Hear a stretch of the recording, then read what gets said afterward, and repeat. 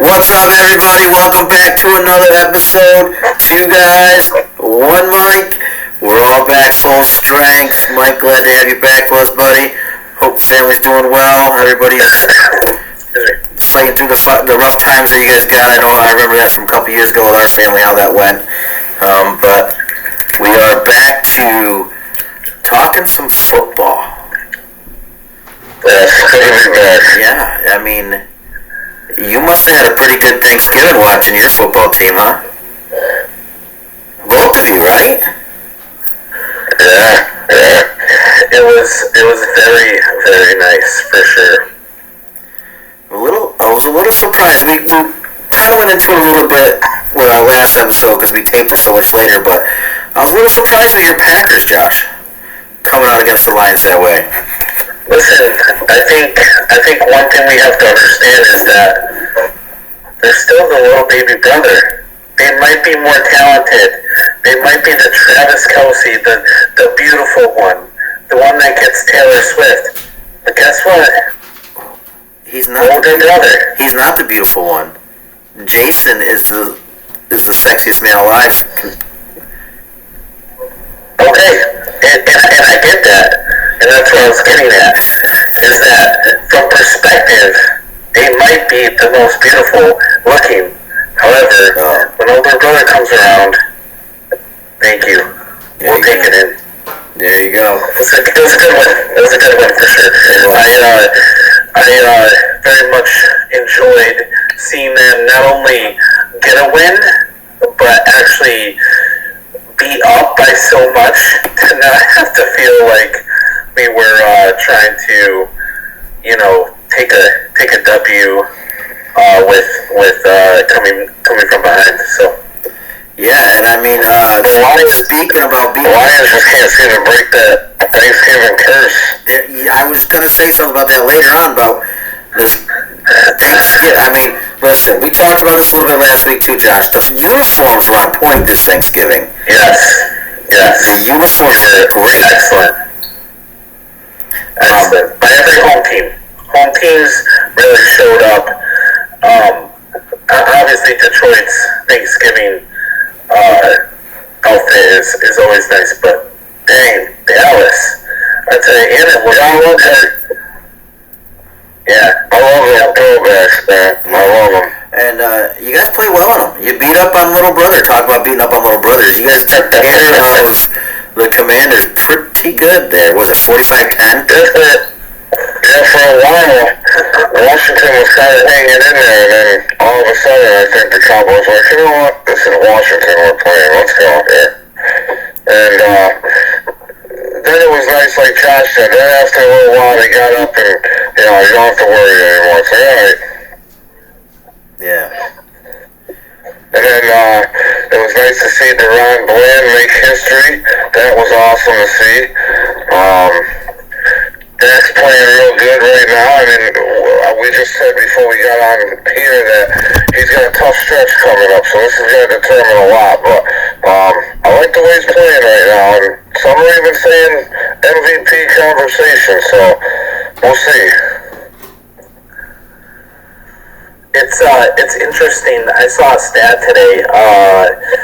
Patrick Mahomes' stats are pretty much identical to Dak Prescott's. They're both 8-3. Am I correct on that? They're both 8-3 right now. Yep.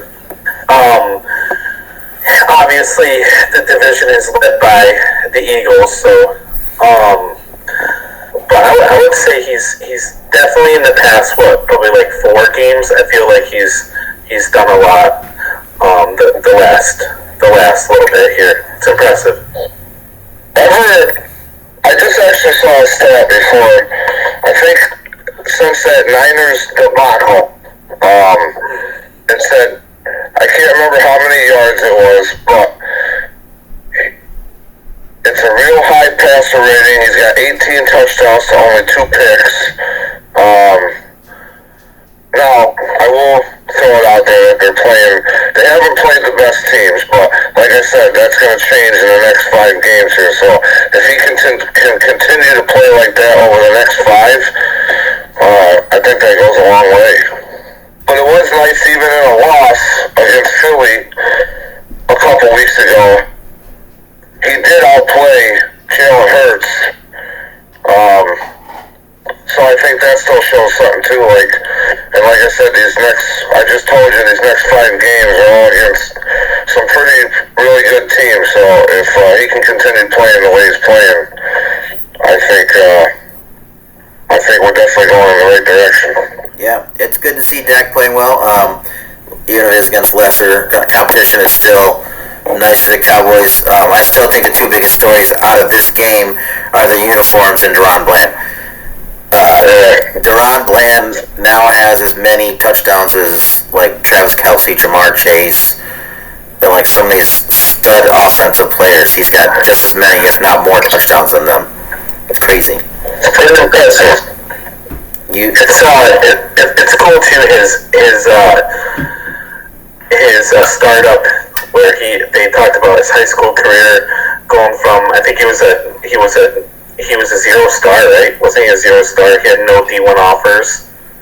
I think he was a wide receiver too. And yeah, he was a wide receiver, special teams guy. And for, it's kind of interesting if Diggs never went down. Do you think he ever would have got the chance? Who knows, right? Yeah, I honestly doubt it with the way Diggs was playing. But now, Diggs comes back next year. That's a pretty good 1-2 punch right there. So it's nice to know what we got. It sucks the circumstances seeing Diggs go down, but then you get a guy like this that can step up, and he stepped up pretty well, I would say. Now, is the writing on the wall for this to be a one and done for Stephon Gilmore? It could be. Now that they know what they got in Deron Bland. Or do you keep 3 corners? You keep all 3 of them. Me personally, I'd like to keep all 3 because I think Gilmore's played pretty well this year too, and he's a good mentor for that locker room. But Jerry just doesn't seem to be into paying a lot of people anymore. Besides, he paid the quarterback, and so I wouldn't be surprised. Like Gilmore State, but I wouldn't be surprised if it is a one and done. I did want to bring something up, and I can bring it up now, or I can wait a minute. But one thing that I would be interested to have you guys think. I saved a stat line.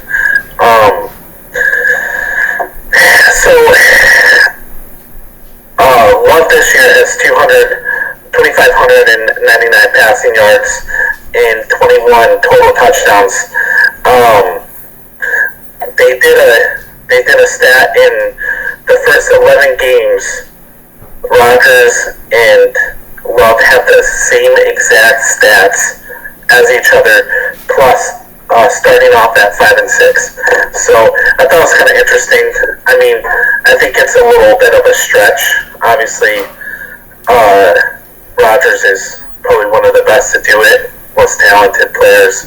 But I thought it was kind of interesting because obviously we've gone in waves with Love, and I think even myself, it's been kind of one of those things.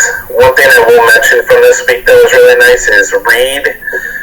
I feel like Reed is kind of one of those players, kind of like that gadget player that we needed. Obviously Watson's a fast burner, but Reed has really came out and has been playing really well. So I'm happy with that, but I thought that stat was kind of interesting. That is interesting.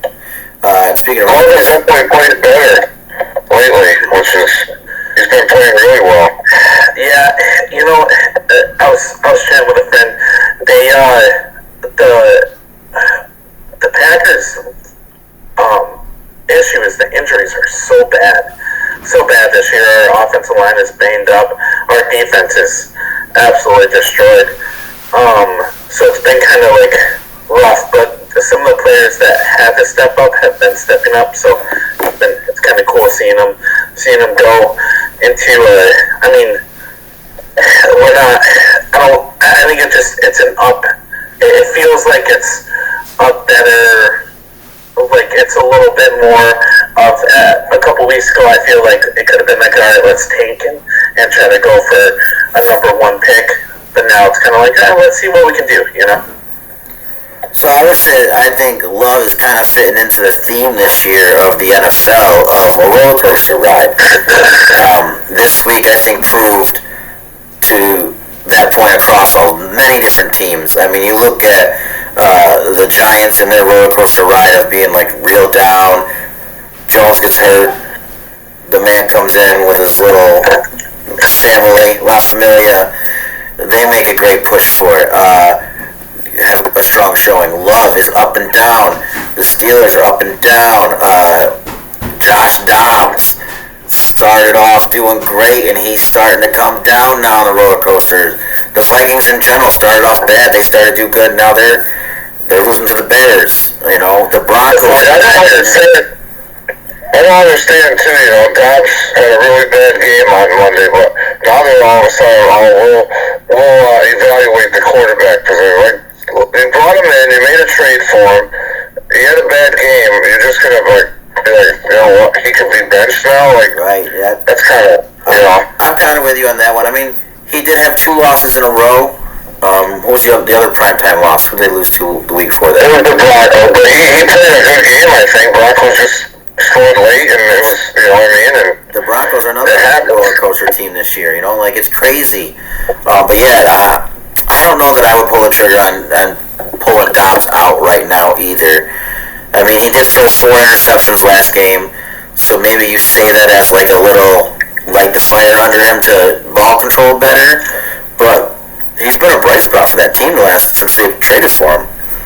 And your #1 receiver. So sorry, I didn't not to cut you off, but your #1 receiver is coming back after the bye. So I mean, I feel like, come on, like the guy's been honestly, like you talked about the bright spot of this team. He's made me a believer. Like, dude, come on, like keep the guy in. Yeah, that's all I was gonna say too. Is Jefferson was supposed to be coming back, right? Yeah. Yep. So I mean, well, they activated him. He got activated. Jefferson and Aaron Rodgers got his 21-day window activated today. Coming back. Very interesting. Yeah. But it is true. Sorry, not to cut you off, but it is true. It is really true. It's funny how even some other teams like the 49ers, where they were like on this hot start, everybody's like untouchable, lost 3, right? The Bengals went from terrible to all of a sudden this super hot start, kind of the opposite. Joe Burrow goes down. This year has been one of the craziest years. I think we all have said it on this podcast. This is the year where I feel a team is going to be very shocked. We're going to be at the end of the year very shocked who wins the Super Bowl and who's going to be in it. That's just my prediction. Yeah. I mean, let's go on the shocking parts here now. All right. 58 games in a row. 58 games in a row of not even gaining 400 yards. Broken.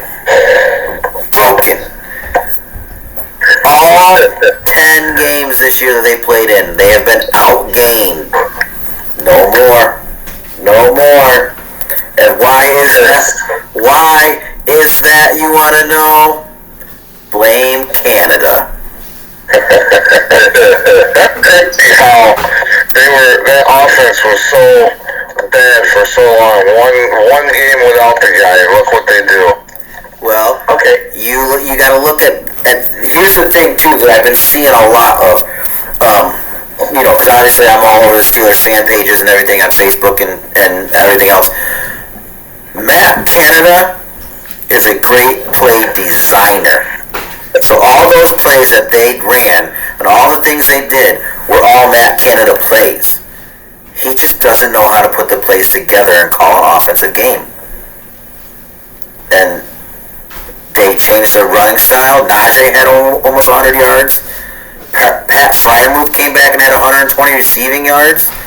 It was a completely different offense. They were clicking. They were doing things they haven't been doing with run blocking, passing over the middle instead of screens and jet sweeps. They use the amazing tight end targets that they have. It's just Matt Canada, like I said, he's a good play designer. He's not an offensive coordinator. He can't call and set up a play, a scheme. Do you wonder if it was new coach coming in, win for the coach scenario where it's like we have to break the 400-yard mark? Their number one priority was breaking this 400 yards, proving that we have a decent offense. Or do you honestly feel like because Matt Canada's gone, now the offense is going to be opened up to becoming a little bit different, at least? I think it was not necessarily the new coach coming in as much as it was the old one going out. Not necessarily that made a huge difference, other than I don't think the players liked Canada. They didn't like him. They didn't like how he called things. He's gone. In comes a new guy, two new guys. The players respect him. They like him. It's a quarterback coach and a running back coach. I mean, they know how to use Najee now. He had a great game, best game he's had in years. Like he ran completely different. Completely, I don't know if it was in that game, but he's run completely different. Najee looks like a brand new person. Yeah,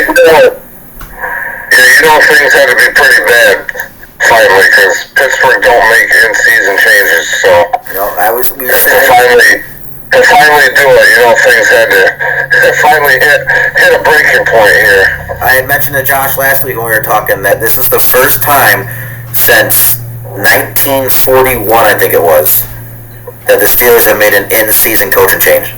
And that year, it was part owner who fired himself, who stepped back from calling duties and fired himself. So Steelers don't fire their coaches. Who called the plays this past week? Faulkner and I can't think of the other guy's name. Smith, I think his last name. He's the quarterback coach and running back coach. Do you think if the offense continues to play well the rest of the year, one of them guys gets brought on full duty offensive coordinator, or do you think they look somewhere else? I think they're already looking other places. There have been Byron Leftwich or something? Yeah, there have been a few names. Byron Leftwich has been mentioned. There's still the idea of Big Ben. And then this week I saw, for the first time, I don't know, it's interesting, Cliff Kingsbury's name's been thrown in the offensive coordinator search too. Interesting. Interesting. For the fun of the show, I have to say, I get you're happy, and it's 50, how many, 8 years, and it's a real big deal, and but like, Najee, oh my God, he is born, he is reborn. Stop, pump the brakes on Najee being like, what I'm saying? They're all hyped up. Listen, you just got done hyping up with Jordan Love because he had one good game. I'm just saying. Pump your brakes on Love then, or enjoy your time and let me enjoy mine. What's the guy being happy, man? Let him be happy. We're still in the guy didn't even break 100, and you're calling him Barry Sanders over here. Running through the middle. Bro, what's your deal? I'm just saying. All right, now we got to do it. We got to look up and see what the Packers did against the Lions, rushing wise. We're not worried about the rush. Yeah, you shouldn't be worried about the rush. A.J. Dillon's 43 yards. 43 yards. If he was in that offense, on Steelers offense, he would have been reborn too. He probably would have had 120.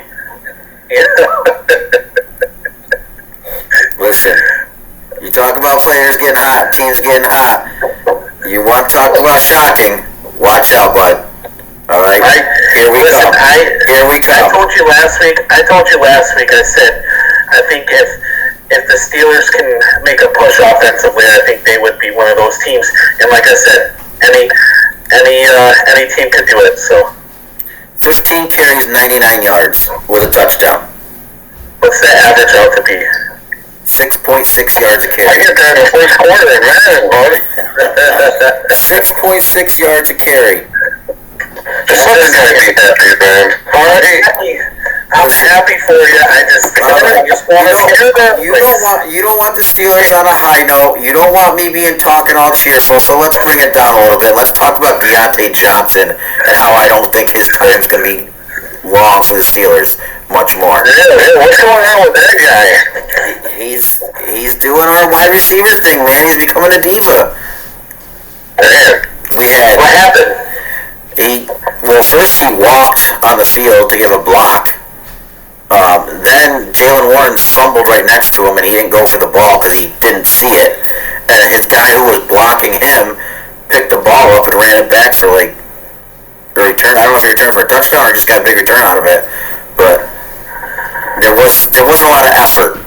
There wasn't a lot of effort on that play. He let it go. He dropped a touchdown, which he got robbed on. And now they're saying that was the series before the fumble, or the play before the fumble. So they're thinking he was pouting over not being told he had a touchdown. He got into an altercation on the sidelines with Minka Fitzpatrick one of the last couple weeks. It's not sounding good for Deontay Johnson in Pittsburgh. And Pickens was doing a little diva stuff a few weeks ago, so I don't know what's going on with our receiver room. Just give him a ball. I mean, he did well. I really like Deontay Johnson. I think he's a good receiver. But if you're going to act like that and not have the effort, I mean, dude, we'll replace you with Najee. He could probably get you about 160 yards receiving. This guy. Pickens ended up with 3 catches for 58 yards, and Johnson had 4 for 50. Man, Pickens is good too. They gotta find a way to get him the ball more too. I mean, I know he's had his moments where he's like, I think deleted Pittsburgh on Instagram or whatever he was following him on Twitter. I don't know, but he's showing little moments of being a diva too. But man, he's good when he's got the ball. We've all seen it with some of the catches he's made and stuff like that. So they can find a way to get him going. Yeah. I like Pickens. Yeah, he's a good player, but you gotta watch out. It's weird that you talk about it, Adam, but that your wide receivers, I don't get it, but man, they seem to always have an issue. There's something. I mean, you look back at the history of our wide receivers: Plexico Burress, Mike Wallace, Antonio Brown, Chase Claypool, now Johnson, Juju, Pickens. They for the most part, they're good players, and then they get these attitude problems, and Pittsburgh lets them go and goes find somebody else. And guess what? Most of them don't do good on other teams. No. So stick it out with your team. Be professional. And these guys are idiots. Yeah. Some of them, I swear. I'm pretty sure Johnson can only go to 2 teams and be a number 1 right now. And that's the Giants and the Packers. I was going to say the Packers, definitely, dude. I would love to have him on the team. As much as you laugh, I already told you I want a possession receiver, so he can come over. Well, you be careful because his nickname has always been Deontay Dropson, so I don't know if he's much of a possession receiver. He's a home run hitter, but I don't know how much of a possession receiver he is. But once he gets the ball in his hands like a quarterback, like Jordan Love can throw to him, you know what I'm saying? Not the second coming of Aaron Rodgers. You should have stopped winning, bud, a long time ago, and you should have just tanked for Marvin Harrison Jr., bud. You're talking to me, right? Yeah, you. Yeah, no, we already know. There's the possession receiver right there. It doesn't matter. The Packers could get number 2 overall pick, and they trade back. Yeah, They trade back in the second round.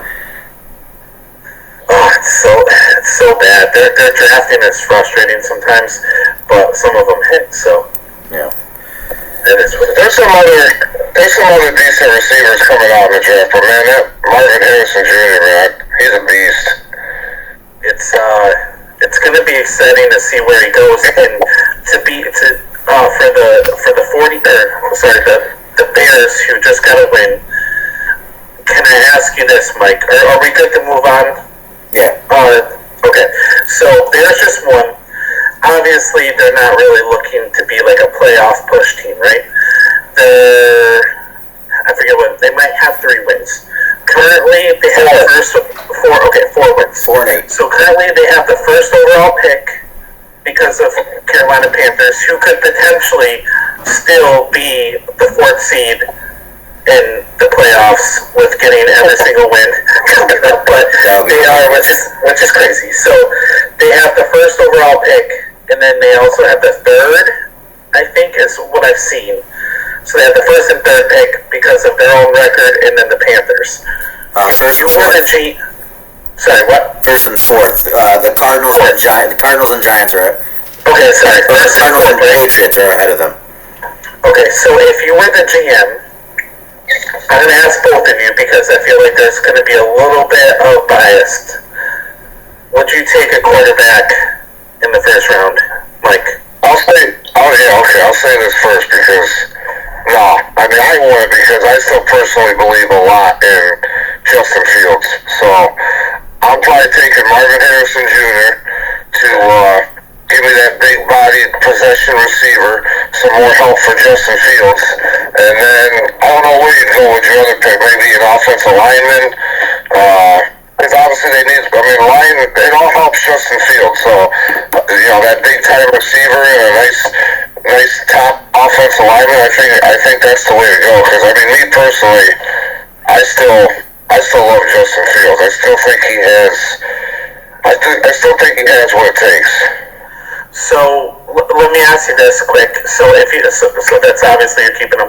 If you had the first overall, would you trade away the first overall pick for like a king's ransom if somebody were to come up and because I feel like, but you're losing out on Harrison, right?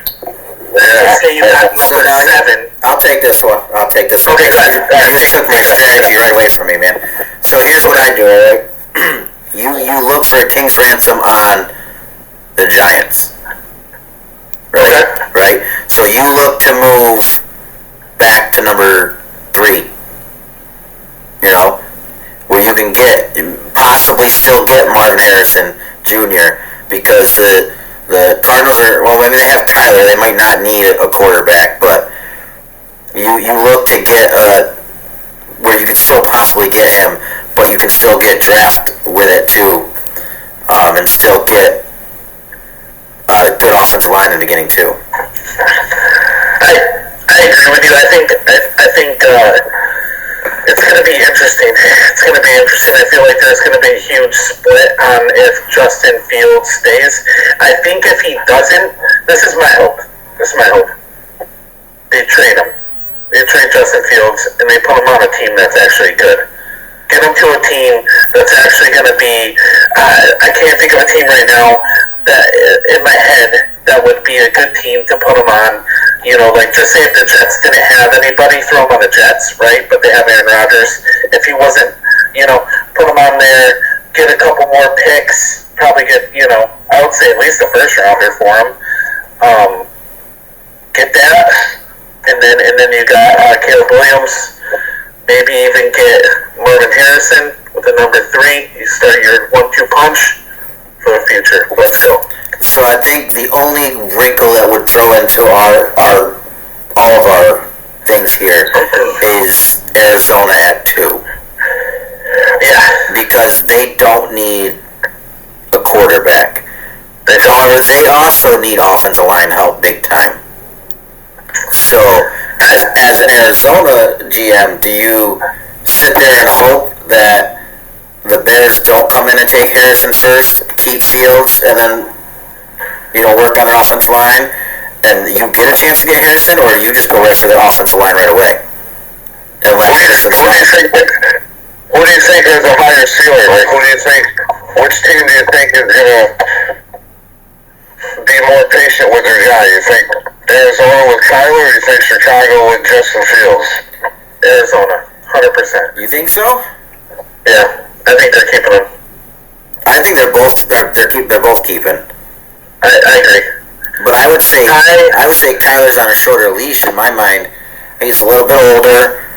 He's injury prone. He's been injured more than Fields. I mean, Fields has been injured too. They both have been they've had injury bug. But I think this year Chicago realizes that Fields can get it done. Even Bagnett, what is his name there, the backup quarterback name? Yeah, he did well with him. But they need another receiver opposite of DJ Moore, and they need offensive line. Yeah, I feel like if they have DJ Moore, which they do, and they got like a Harrison Jr., some offensive line help, and you give Fields a little bit more weapons to work with, and then he still can't get it done, then obviously it's time to start thinking down the road a little bit. But as of right now, I think I would keep Fields, work on some other stuff, because I don't know. I still believe in Fields. A lot of people may not, but I mean, if I still like him. You look at the way the Bears are set up right now. They keep Fields. They have DJ Moore. Cole Kmet's a serviceable tight end. He's a good red zone target. We have pick 1 and 4. They can pick up probably the best player in the draft with Marvin Harrison Jr. And then they can get one of the top 2 offensive linemen out of the draft they want to get to, because let's be honest, the Giants are probably going to go with a quarterback. You would think. If Caleb Williams is sitting there, they'd probably pull the trigger on Caleb Williams. Yeah. I think if both teams were smart, I mean, I want to say smart, but if both teams, I think it wouldn't be a bad idea to see what you could get and move back. So I would say the Cardinals, I would say try to move back, get a couple picks, and see what you can get. But honestly, Marvin Harrison might be that player. He might be the Calvin Johnson of this generation, right? So you might be losing out on the best player. Well, and you can look at the top 3 teams, and every one of them, you can make an argument for why they should take Marvin Harrison if he's there. Yeah. So I think now, talking about it a little bit more, looking back at it, if I was the Bears, I wouldn't trade pick 1. I would take Marvin Harrison at 1. Maybe move pick 4 and try to get a couple more, late first rounds, early second round type of picks with him, or even. New England can definitely be in that mix for Caleb Williams too. So that's right. New England. It's not the Giants. It's New England. It's number 3. That's right. Yeah. Which is interesting. Just say they did do. So just say Harrison went number 1, right?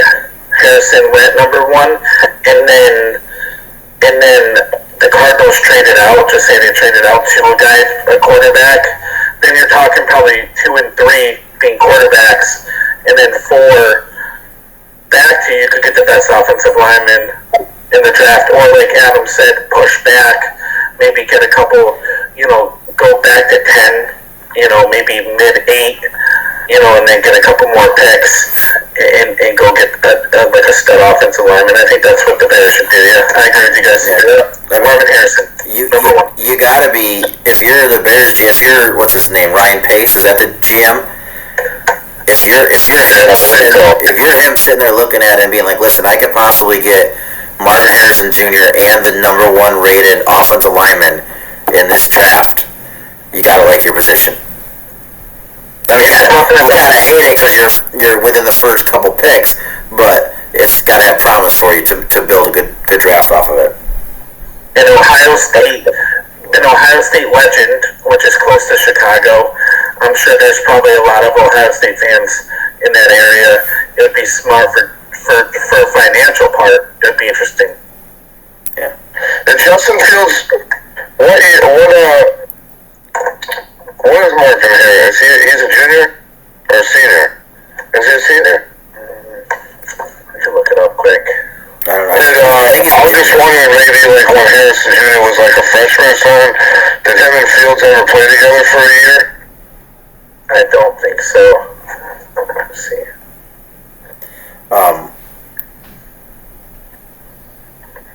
Yeah, I don't know. Of course, there's probably be a couple wrinkles in here with the Patriots being up there. They could to add a wrinkle of, you know how Bill Belichick loves to trade back? He loves trading back, and he could definitely pull a trigger at number 3 of trying to get a lot of picks out of that, a lot of value out of that. Yeah. It says he was a sophomore in 2022. So they probably never played together, right? Sophomore or junior. I don't think they played against. He's been in the league for at least 6 years, right?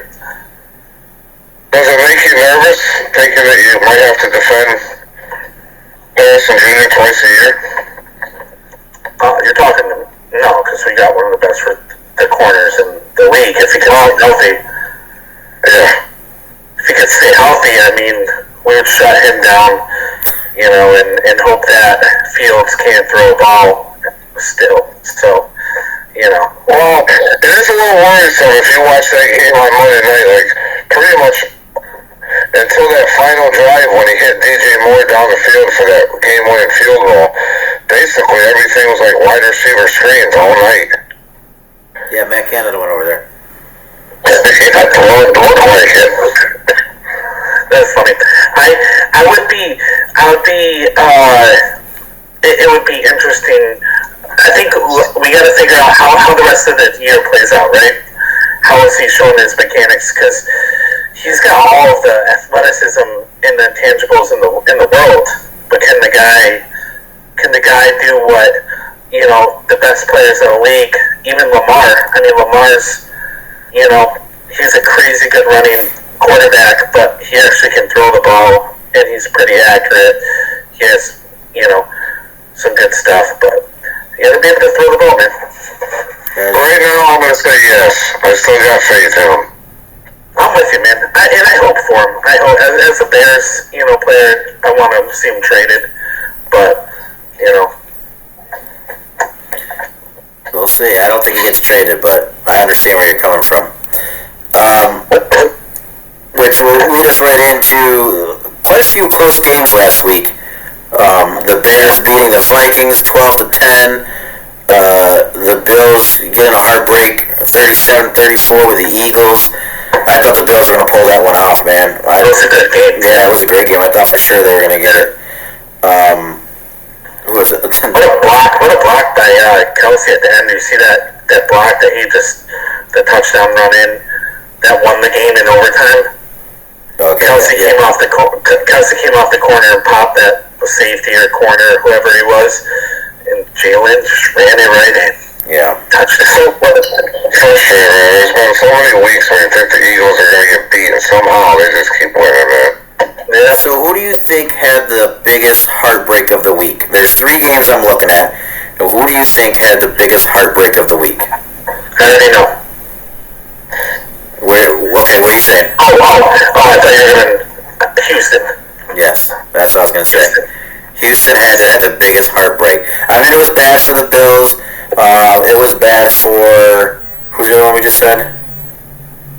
The Vikings. The Vikings and the Bills. That was heartbreaking for them too. But the Texans were so close, and then they hit the crossbar with the kick. I felt so bad for that guy. That was real bad heartbreak right there. And to go from... I'm sorry, go ahead, Mike. I was just saying, I would definitely, I think the Bills are pretty close to that heartbreak too, because if, you watched that game, both of you, I'm sure you did, or at least saw highlights of it, but that play in overtime when Gabe Davis ran the wrong way in the end zone, obviously if he would have turned around the other way, caught the ball right there, game would have been over. And then to lose it like that. That was a big game for them to go into Philly and win, and they probably should have. I don't know. I think I might give the edge to a bigger heartbreak to being the Bills, but Houston was definitely rough too. So who does it hurt more, though? Does it hurt the Bills? Because it's an interesting topic. Or does it hurt the Texans more? I mean, they're both not division leaders, but... I think it actually hurts the Bills more. Because the Texans are still in the playoffs right now. I'm pretty sure.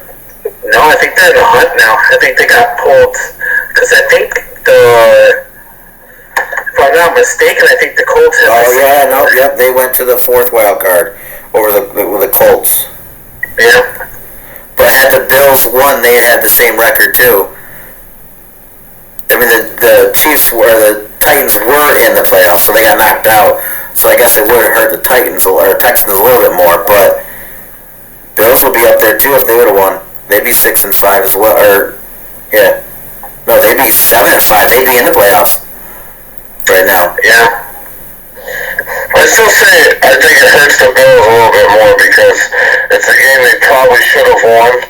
And I mean, obviously, it's the same thing for Houston. They could have won. They should have, could have won that game too. But looking ahead to have this type of loss for Buffalo, they got still a really tough schedule coming up. I mean, they play Dallas, they play Miami again, and I don't think Houston has that. They have a harder schedule than the Bills, so this was a game the Bills probably really needed to have, and they should have had it. So I think it hurts the Bills a little bit more. Yeah, that was tough. It's tough for all three. I mean, even the Vikings, it was tough for them too with that right at the end of the game.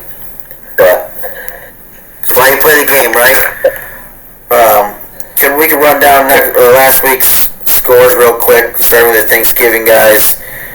The Packers won over the Lions, Cowboys over the Commanders, Niners over the Seahawks.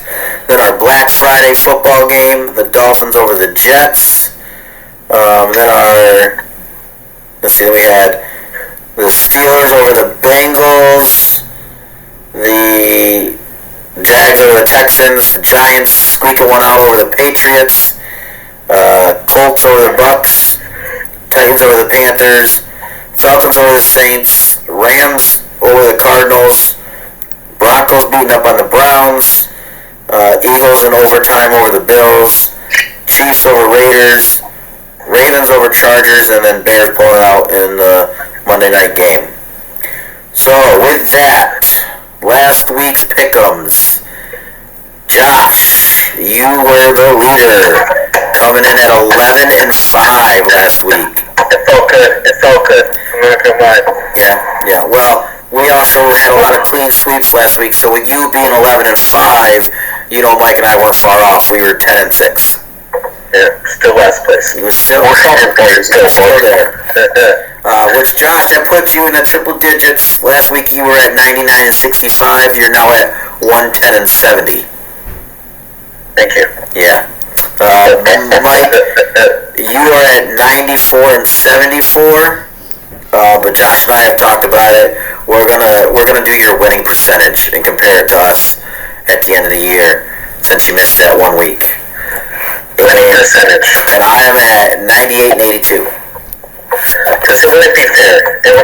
You weren't able to pick. You're only able to pick two, and you have less losses, but you don't have as many wins. Yeah. So, you would have destroyed Adam. Adam would have still been last week. Josh got an off week for that. I don't know what his deal is. Alright, so anyways, that'll bring us into this week's pick'ems. For hopefully Josh to choke and the rest of us to catch up. We will start with your boys. Thursday night, Cowboys hosting Seattle. So this is in Dallas. Seahawks or Cowboys? Mike, I'm pretty sure you're going with the Seahawks. Yeah. No, I think you know where I'm going already. Cowboys. Josh? Cowboys. There you go. Clean sweep. Clean sweep. We're gonna honor your dad with this game, Mike. Clean sweep. Oh yeah, I like that. Clean sweep. I like that. We're taking it for him, all right? Then we'll move on to the 1 o'clock games. We'll start right here in Pittsburgh with Arizona traveling to Pittsburgh. Let's hear it, hater. Who you got down there, Josh? And this is tough because you know how much I love Najee. But I'm a Kyler guy. You know me. I've been sticking with my boy fantasy. But I feel like I need to go Steelers. All right. I think you're forgetting that I love revenge games. Ooh. And James Conner coming back in Pittsburgh. I'm going to go Pittsburgh. New and improved Pittsburgh. That's right. 400 plus. You are going to see another offensive outburst, but even better than that this week, you're gonna see a defensive murder, and Kyler ain't gonna make it through the game. So you better bench him, buddy. You better bench him. He ain't gonna be able to see the time of day to throw the ball. He ain't gonna be able to run anywhere. TJ Watt's gonna have 4 sacks this game, and it's the return of Minka. Ooh. Kyler is done. Hey, so you're saying they're going to get destroyed? Yeah. Right? Oh yeah. What's your score prediction on this? Yeah, what's your score prediction? What's my score prediction? You wanna know? 28-10. Well, hey, that's pretty good. 18 I'll take it. We'll take it. Yeah, I mean, let's be honest. The Steelers still aren't lighting up the scoreboard, but they're gonna. 28's pretty good, bro. Yeah, but it's not like they're not like crushing them. Like, I don't know, like I can be 24-10 too. Like, you know what I mean? Like it. Let's just say Kyler's gonna need a big ice bath after this game. Are you saying I should start Kenny Pickett this week or what? I think you should. I think you should. Alright, on to our next 1 o'clock game. We have the Colts and the Titans. What you got, Josh? Colts, Titans.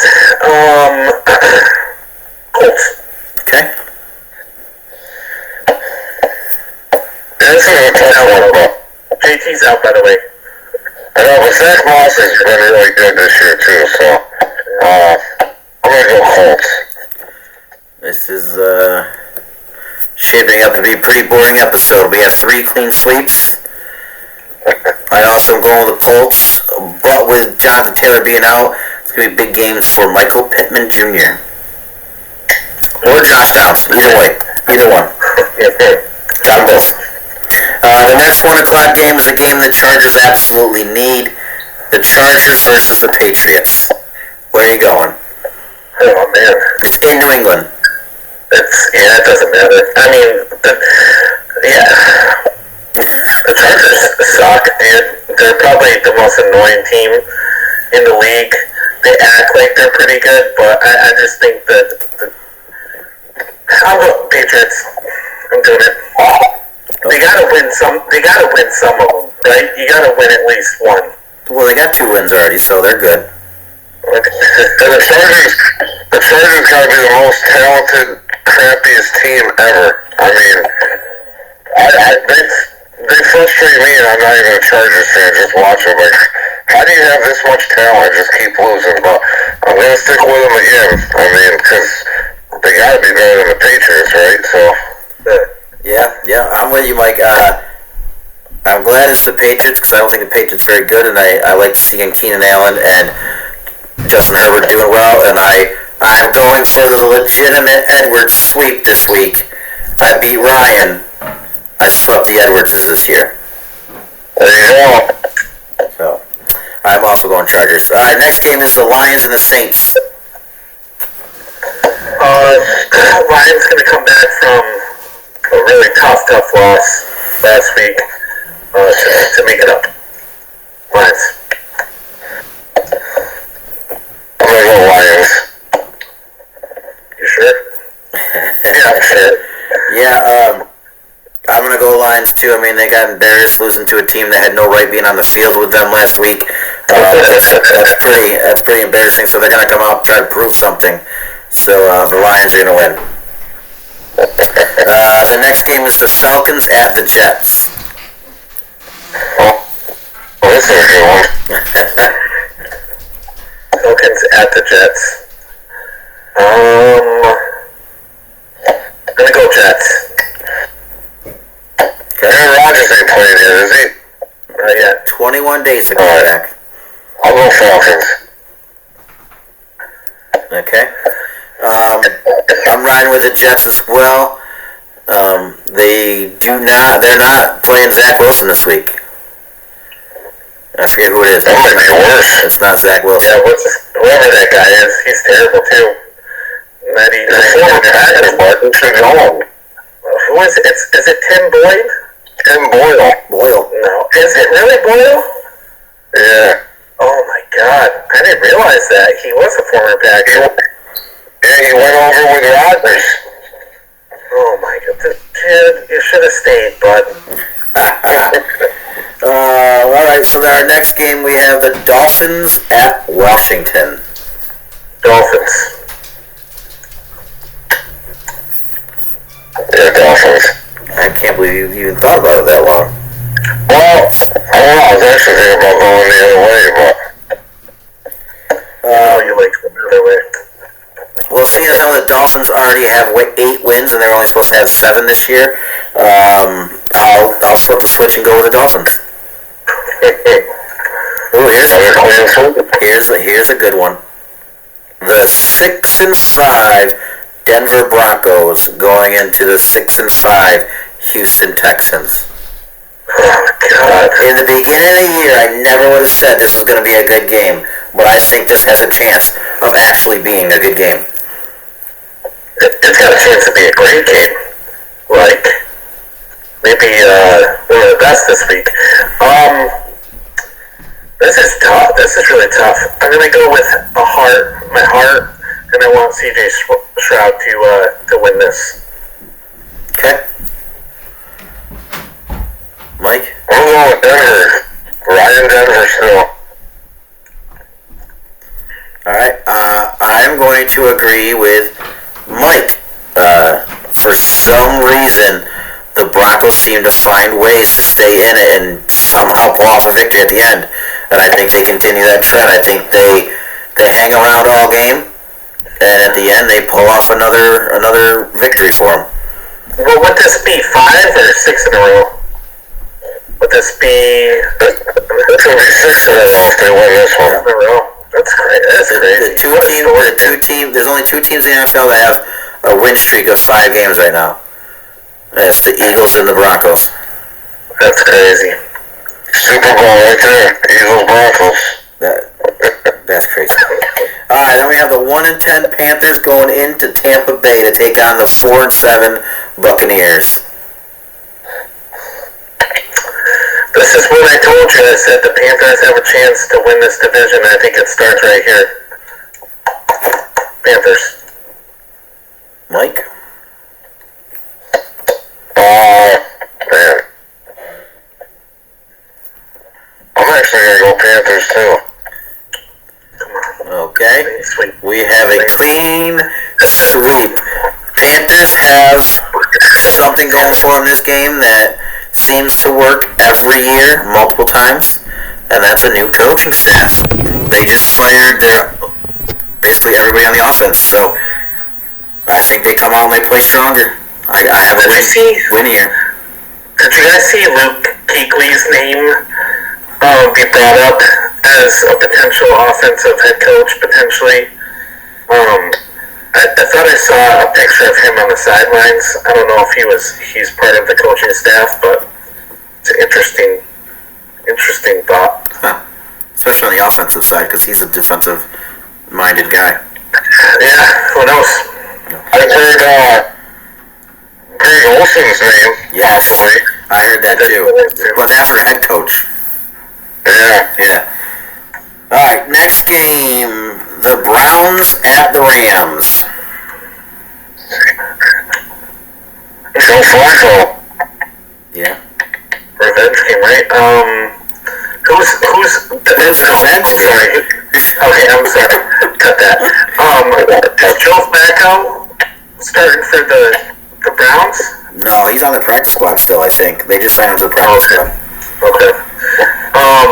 The Rams, for some reason, last week destroyed up on, who was it? The Cardinals, right? Yeah. They beat up on the Cardinals. I think the Browns bounce back, get the W. Browns. Okay. I'm going Rams. All right. I am also going with the Rams for the big game from Tutu Atwell. Game of the week. I expect to see this game late in the playoffs as well as for a NFC championship game possible. The 49ers going into Philly. Who do you got, 49ers or the Birds?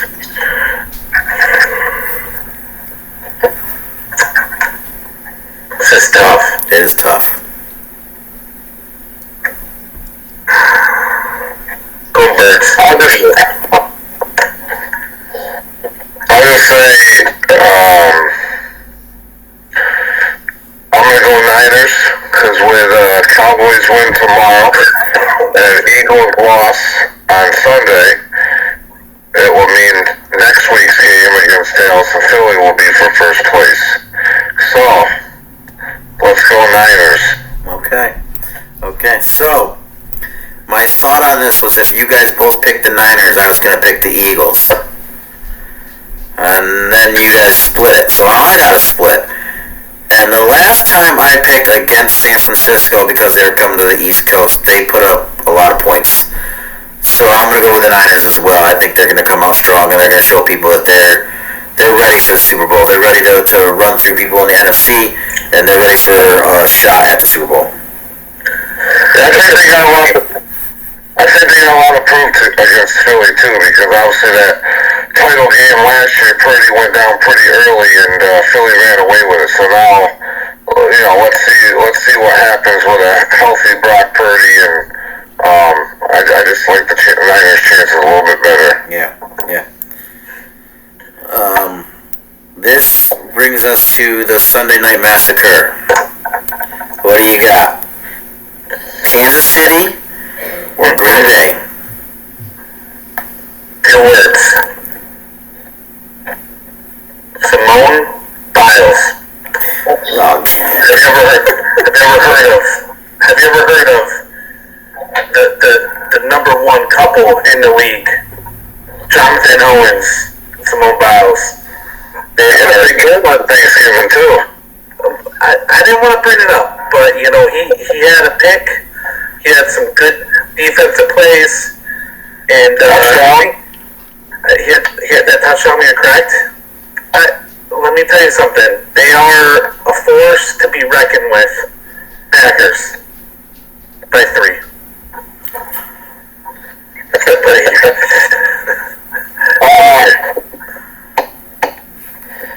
I will give the Packers the upper hand on.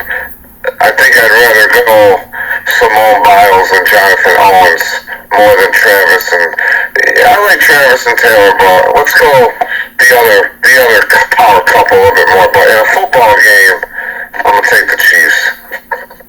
Thank you for making that longer than it should have been.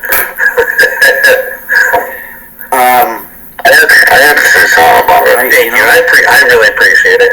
I'm excited for this game. I really am excited for this game.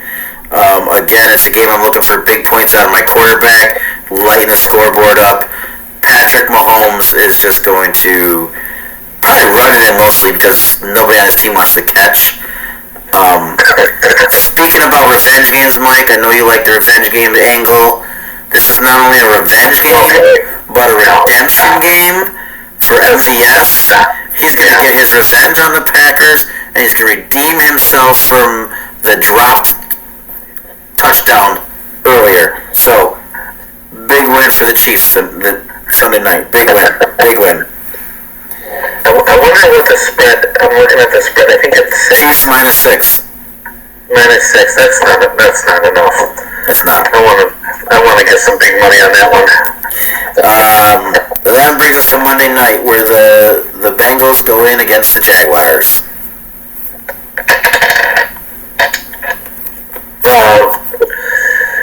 Jags. Okay. Play good.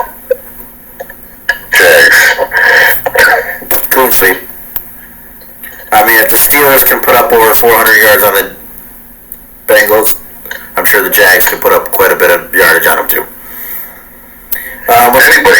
Which brings us to our bye teams. The Ravens, the Bills, the Bears, the Raiders, the Vikings, and the Giants. And I believe that will be everybody's bye. I think after this week, everybody will have one more. There's one more. I think Cardinals. At least there has to be more than one. But I think the Cardinals. Cardinals in Washington. Cardinals and Commanders. I'll be one next week. Yeah, that Kyler. All right. Yeah, poor guy. So, that's another interesting week. We got some good games. We got quite a few clean sweeps again, so it doesn't look like we're going to gain too much ground on Josh. However, there are a few games where, Mike, you and I pick opposite of him. So, we got cheer for the Broncos, the Rams, the 49ers, and the Chiefs. That's what's not happening, but you guys, sorry. Stuff. Alright. Well, another one in the books. Glad to have everyone back. Mike, it's so good to have you back, bro. Yeah, man. It's just Appreciate it, man. It's good to be back. Football makes a lot of things better, talking about it and talking with you guys about it, so it's good to be back.